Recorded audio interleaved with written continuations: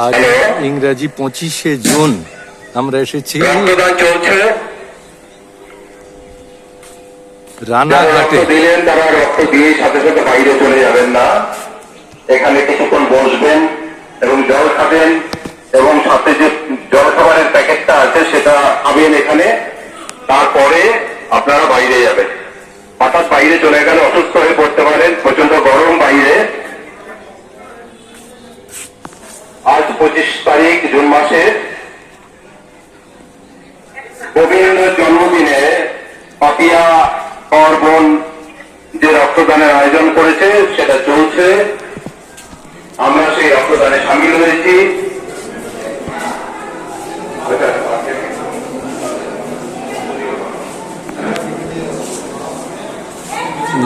Ranaghat নাসরা high স্কুলের পাশে